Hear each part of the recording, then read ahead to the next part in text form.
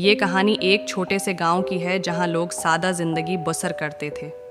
گاؤں کے کنارے پر ایک پرانا اور ویران مکان تھا جس کے بارے میں مشہور تھا کہ وہاں کچھ ہے، عجیب اور پراسرار واقعات ہوتے ہیں۔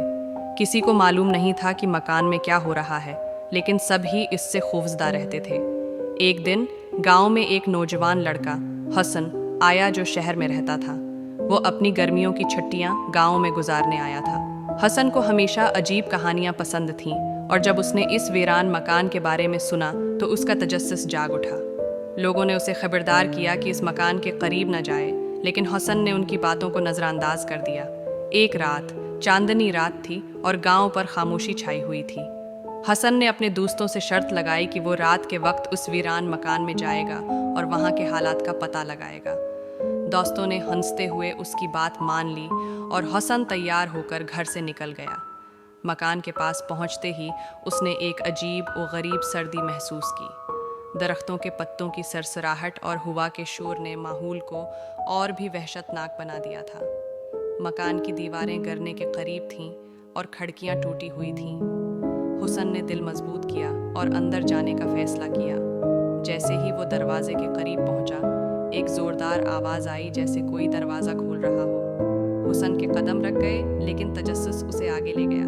وہ آہستہ آہستہ دروازہ کھول کر اندر داخل ہو گیا۔ مکان کے اندر ہر طرف گرد و غبار تھا اور فرش پر پرانے کاغذات بکھرے ہوئے تھے۔ حسن نے مشال جلائی اور مکان کا جائزہ لینا شروع کیا۔ اچانک اسے ایک کونے سے کسی کے سرگوشیوں کی آواز سنائی دی۔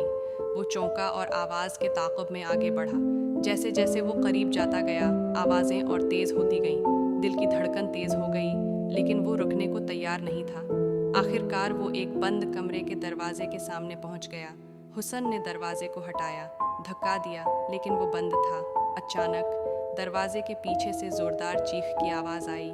حسن کے قدم پیچھے ہٹ گئے اور اس کے ہاتھ سے مشال گر گئی۔ وہ خوف سے لرزنے لگا اور بھاگنے کی کوشش کی، لیکن دروازہ خود بخود بند ہو چکا تھا۔ اب وہ اندھیرے میں گھرا ہوا تھا اور آوازیں مسلسل تیز ہو رہی تھیں، جیسے کوئی اس کے قریب آ رہا ہو۔ حسن کی سانسیں تیز ہو گئیں اور اس نے چیخنے کی کوشش کی، لیکن آواز گلے میں اٹک گئی۔ اچانک ایک ٹھنڈی ہوا کا جھونکا آیا اور اس کے کندھے پر کسی کا ہاتھ محسوس ہوا۔ حسن نے مڑ کر دیکھا تو وہاں ایک پرانی وضع کا شخص کھڑا تھا، جس کی آنکھیں سیاہ اور چہرہ زرد تھا۔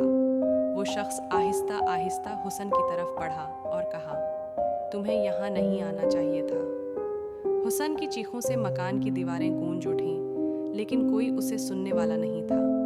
اگلی صبح جب گاؤں والے مکان کے پاس پہنچے تو انہیں وہاں حسن کا کوئی سراغ نہ ملا۔ وہ ویران مکان آج بھی کھڑا ہے، لیکن اب وہاں جانے کی ہمت کوئی نہیں کرتا۔